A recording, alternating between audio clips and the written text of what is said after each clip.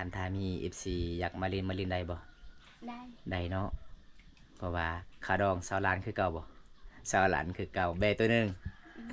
บ่สาวเทิงนะคันทาเจ้ามักครูบาวนี่เจ้ามักครูบาวเรืออยู่เท่าใดเนาะ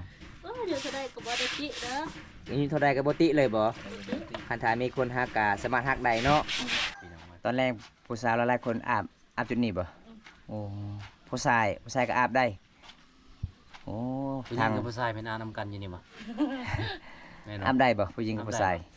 ได้ได้เนาะมักแท้เลยบ่ผู้บ่าวเราอายุรุ่นใหญ่วักไหมมาบตินะบ่ติบ่อย่าบ่ตัวเด้อน้องเขาเดี๋ยวจะน้อยผู้บ่าวไปห้าจะน้อยโอ้ยข่อยบ่มักบ่าวอายุรุ่นใหญ่มีแต่บ่าวตาบ่าวเองบ่แม่นบ่คันทายมีคนมักก็เอาไปเลยเนาะ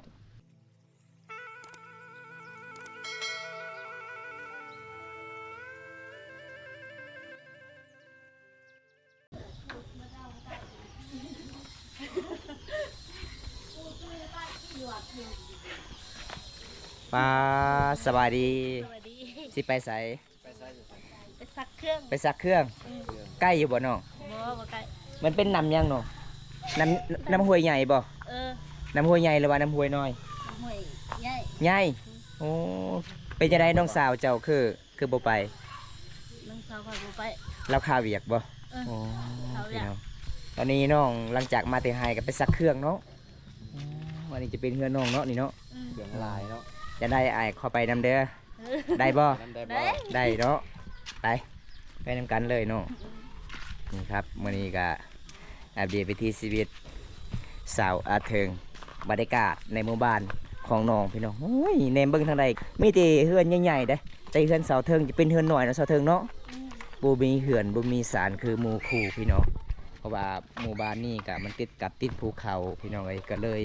เฮือนเขาเจ้าก็จะเป็นเฮือนแป้นใหญ่ใกล้สำเร็จหอดบนหลังหนึ่ง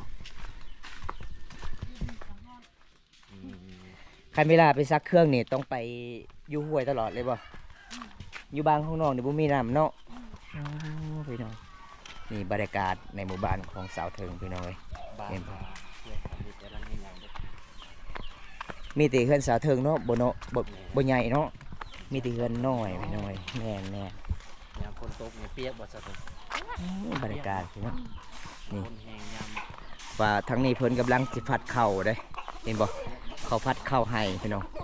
แน่เบิ่งเท่าใดมีแต่เฮือนแปลนเลยหมู่บ้านนี้พี่น้องเอ้ย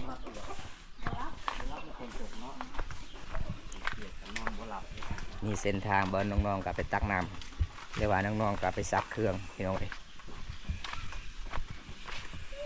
สวัสดีจ้าสบายดีนี่ครับมีสาวลาวเพิ่นกำลังสิตามเขาพี่น้องบรรยากาศยามแรงๆบ่มาหมู่บ้านนี่พี่น้องสาวน้อยกะแนมเบิ่งเอ่ยตามเขาบรรยากาศยามแรงนี่พี่น้องนี่เฮือนศาลของเพิ่นพี่น้องเอ้ยเดี๋ยวตาก็สิไปนำเบิ่งสาวอาเทิงไปอาบน้ำหรือว่าไปซักเครื่องอยู่ใส่พี่น้องบรรยากาศยามแรงได้เลยจะรามมาดาวโอ้ในพานใหญ่สบายดีในพานสบายดีในได้บ่ได้ขึ้นผู้บ่ช่วงนี้บ่เฮ็ดเวียกไล่เวียกยังเวียกกลางคืนเวียกยังบ่เฮ็ดเวียกให้นะเฮ็ดให้โอ้ฮือให้บ่แล้วบ่ฮือให้ยังบ่แล้วโอ้เฮ็ดให้จักบอลปีนี้สบายดีพี่น้องเวลามาเฮือนมาศาลต้องทักทายแบบนี้เด้พี่น้องอันนี้จะเป็นนายผ่านใหญ่เด้บอมเพราะว่าบอมตาไปเมื่อนั้นไปหากระเฟินกะม่านอยู่พี่น้องเอ้ยเดี๋ยวบอมตากะสิไปเลาะไปพุ่นเราพี่น้องเพราะว่าไปนำผู้สาวเถิงไปจักเครื่องพี่น้องหมู่บ้านนี้โอ้ยพี่น้องเป็นตาอยู่เลยพี่น้องธรรมศาสตร์เขตหมู่บ้านนี้กะม่วนหลายเด้วิวพี่น้องธรรมศาสตร์ในเบื้องทางใดกะโอ้มันจะมีน้ำเลยพี่น้องมันมีน้ำเขาเจ้าเจาะเอาเห็นบ่เขาเจ้าใช้ทางหมู่บ้านเห็นบ่พี่น้องนี่มันจะเป็นน้ำแบบโครงการช่วยเหลือพี่น้องอันนี้กะฮอดบอลน้ำที่น้องๆกะซักเครื่องพี่น้องอันนี้จะเป็นน้ำแบบโครงการช่วยเหลือในหมู่บ้านนี้พี่น้องเขาเจ้ากะสิมาใส่โซลาร์เซลล์เอาเด้เห็นบ่นี่อันนี้จะเป็นโซลาร์เซลล์เอาพี่น้องเขาเจ้าสิมาใส่เด้ทางหมู่บ้านพี่น้องทางนั้นสาวบ้านกะเขาเจ้ากำลังสีหาหน้าไม้พี่น้องบรรยากาศยามแรงๆนี่เห็นบ่โอ้ยพี่น้องวิวธรรมศาสตร์มื้อนี้สุดยอดหลายพี่น้อง เพราะว่าเฮือนหลังนี้ก็เขาเจ้าก็แบบเดิมๆเลยมุงโดยหญ้าพี่น้องเฮือนหลังนี้พี่น้องนี่อันนี้จะเป็นเฮือนของสาวหันในทางนี้เด้บอมตาก็เคยไปถ่ายคลิปแต่โดนๆตอนสาวหันเป็นผู้สาวโสดพี่น้องมันจะเป็นเฮือนสาวหันนี่พี่น้องบ้านของสาวหันเพราะว่าจุดนี้ก็เป็นจุดที่สาวเทิงกาสีซักเครื่องพี่น้อง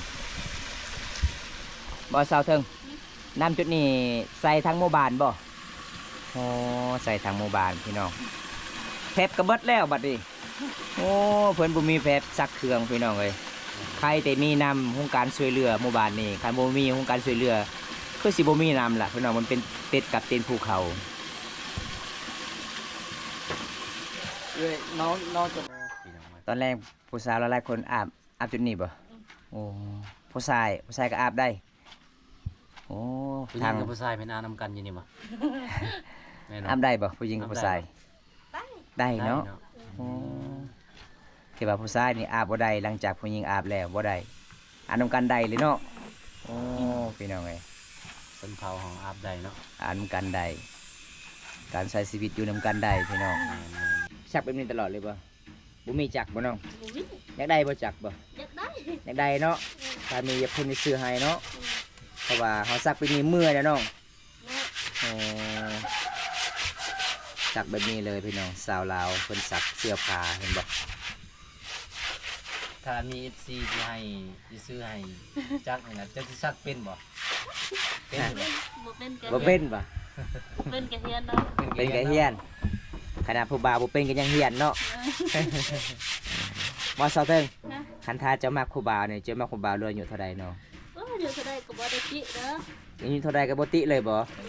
คันถ้ามีคนฮักก็สามารถฮักได้เนาะโอ้ อายุเท่าใดก็บ่ติ8 ปีกับเสียวบ่ มักบ่าวอายุรุ่นใหญ่เนาะน้องเพราะว่าบ่าวอายุรุ่นน้อยแสดงว่าคันเอาไปแล้วนี่เขาไปเล่นตลอดเนาะโอ้พี่น้องเอ้ยสาว รุ่น เทิง น้อยแม่นหลายใจเนาะ สาวเทิงมักบ่าวอายุรุ่นใหญ่ เพิ่นว่าปกติอยากได้จักซักเสื้อผ้าแต่บ่มีเงินบ่มีคำพี่น้องเอ้ยเพิ่นมีแต่เพิ่นผู้เดียวไปเฮ็ดงานรับจ้างหาเงินหาคำซื้อข้าวกินพี่น้องสาวเทิงคนสู้ชีวิตเลยขนาดบ่ฮู้จักหนังสือเพิ่นก็ไปฮอดพุ่นนครหลวงเวียงจันทน์พี่น้องบอมตากโอ้ยฮู้ภาษาลาวแต่บ่เคยไปฮอดจักเทื่อเลยพี่น้องนครหลวงเวียงจันทน์เลยบ่เคยมาเลย เพิ่นว่าไปฮอดนครหลวงเวียงจันทน์แล้วก็บ่ได้ซื้อข้าวกินเลยอด2 มื้อ 2 วันพี่น้องเอ้ยคันซื้อแล้วก็ย่านบ่มีเงินให้อีพ่ออีแม่อีกพี่น้องก็เลยอดขี้แต่รอดอย่างเดียวพี่น้องทรงเสื้อของน้องประมาณซำนี้บ่น้องประมาณซำนี้แหละอ๋อบ่มีเนาะบ่มีทรงเสื้อพี่น้องอ๋อคันทาอยากมีผู้ใหญ่ใจดีฟังไทยฟังลาวมีเสื้อเก่าๆถ้าเขาเจ้าให้ก็เอาบ่น้องเอาบ่เอาเนาะพอได้เฮ็ดเวียกเฮ็ดงานแล้วน้องเนาะเพราะว่าน้องกับบ่มีเงินบ่มีคำจะซื้อเสื้อพี่น้องเอ้ยเพื่อนน้องก็ทุกข์เอหลีพี่น้องเป็นน่าสงสารเด้เพราะว่าน้องสาวของเพิ่นเอาผัวกับบ่มีค่าดองพี่น้องเขาเอาซื่อๆเลยอีพอเพิ่นก็ใจดีพี่น้อง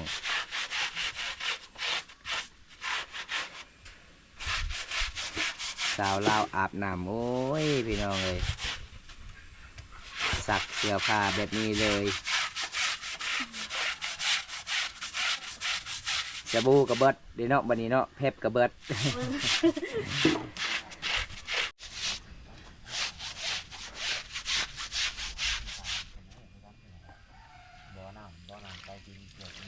เดี๋ยวลงผู้บางอย่างก่อนไม่ปะไทยนะให้ติเฮา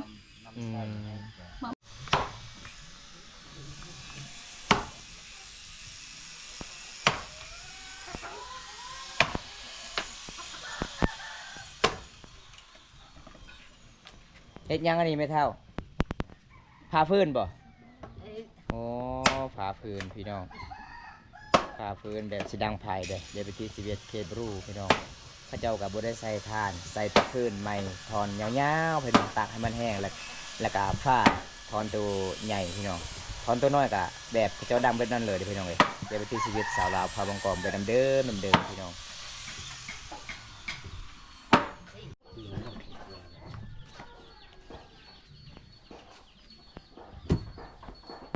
รถใช่บ่เขาให้พี่น้องเอ้ย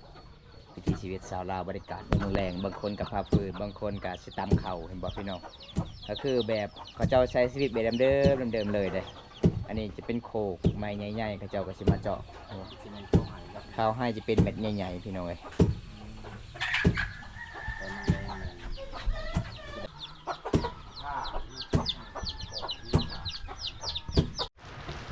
เอาแล้วทุกคนเลยก่อนจะเดินทางหมู่บ้านนี่พี่น้องฝนตกห้ามอีกพี่น้องเลยนี่ติดบอกบรรยากาศในหมู่บ้านชะบึพี่น้อง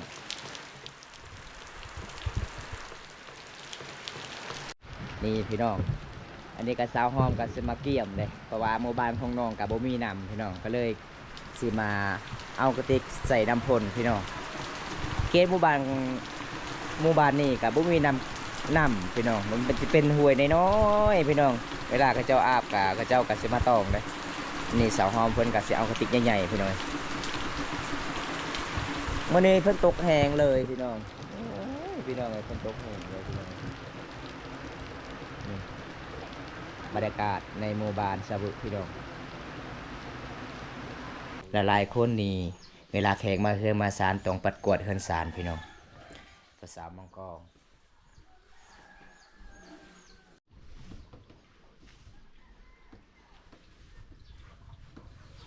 พี่น้องมาเมื่อนี้ผู้สาวมีอาหารมาตอนได้ต้มยังสาวหอมมีอาหารแสบป่ะเดี๋ยวเบิ่งก่อนพี่น้องผู้สาวว่ามีไก่แม่นบ่โอ้มีแต่ไข่พี่น้องเอ้ยมีแต่ไข่ไก่พี่น้องมาเกินผู้สาวมื่อนี้ผู้สาวก็หับตอนเป็นอย่างดีได้สาวหอมเมื่อใดเจ้าเสียงเอาพัวโมเกยมักบ่มีไผมักบ่โอ้คาถามีคนมักสิเอาบ่เอาแท้บ่หรือว่าเว้าติดปากซื่อๆเอาแท้คันท้าจะเอาพัวแล้วผู้ใดอีกเอาสิซอยพ่อให้แม่เจ้าเฮ็ดเวียกอยู่เฮือนอยู่ศาลบ่ฮู้เพราะว่าผู้สาวในเฮือนของน้องนี่มีแต่น้องผู้เดียวบ่ผู้สาวฮะมีแต่เจ้าผู้เดียวบ่ผู้หญิงบ่ลูกสาวหลาบ่แม่นบ่ลูกสาวหลาพี่น้องเอ้ย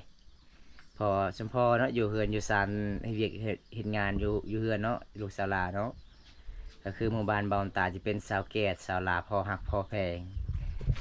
แต่ขาดองมันแพงอีหลีพี่น้องเอ้ยลูกสาวหลานี่50 ล้านกีบแต่สาวหอมเท่าไรขาดองเจ้าสาวหอมฮะเท่าไรขาดองเจ้าสิเอาสาวล้านสาวล้านพี่น้องเอ้ยส่วนนี้พอมันยังบ่ได้ถามเนาะสาวล้านเนาะสาวล้านกีบก็ได้เนาะเจ้าเนาะขาดองเจ้าเนาะเพราะว่าลูกสาวลาได้เพิ่นว่าใจดีเพิ่นว่าพี่น้องมื้อนี้มีไข่อีกประมาณ30 หน่วยเพิ่นต้มไว้ไข่ยังมีอันนี้ก็จะเป็นเฮือนของน้องเพราะว่าเฮือนน้องก็เพิ่นบ่มีอาหารพี่น้องก็เลยหยอกน้องตอนนี้น้องก็สิต้มสาวหอมลูกสาวลาขะดองสาวลานกีบเอามือเฮือนพัวเลยบ่สาวหอมทามักคิดว่าทามักนี่ไปอยู่เฮือนไอ้พลอยแม่จะบ่แม่นบ่ได้อยู่เนาะบ่สมมติว่าคันทาผู้บ่าวมักนี่จะไปน้ำผู้บ่าวเลยบ่ผู้บ่าวให้เงินชดสาวล้านกีบจะไปเลยบ่เมื่อนำเลยโอ้พี่น้องไงบ่ไว้พอยแม่หรือว่าไปหลักๆคือสาวหันไปแบบหลักไปเลยบ่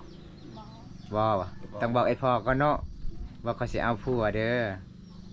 บ่คือสาวหันเวลาเอาผัวนี่พ่อแม่บ่ฮู้จักขนาดบ่าวตาก็ยังบ่ฮู้จักเพื่อนก็คิดตัวบำตาเอกว่าไปตัดวายสุดท้ายไปกับผู้บ่าวโอ้ยย่างเอาพี่น้องเลยย่างเอาตามผู้โอ้ยพี่น้องบ่ได้ถ้าจะเอาพวกเมื่อนากับบอกไอ้พ่อยแม่เด้อจะเสียวแถวใดน้องจะเสียวแบบแถวย่างไปบ่แถวผู้กันบ่